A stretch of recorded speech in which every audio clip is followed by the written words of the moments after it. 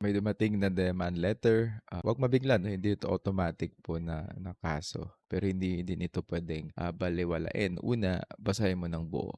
Sino ang nagpadala, magkano ang hinihingi, ano ang basehan. Huwag tumingin agad sa malaking nakapulang demand letters. Tingnan natin kung ano yung facts.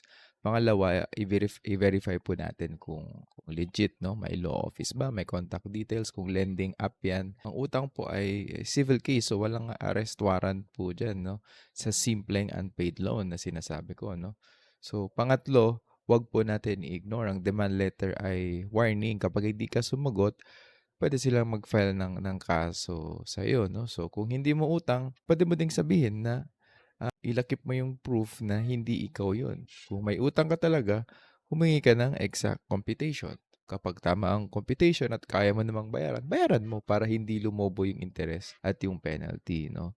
Mas mahal po yun, mas mahal pag hindi tayo nakipag-settle. So, if you acknowledge yung computation, so bayaran natin. Okay?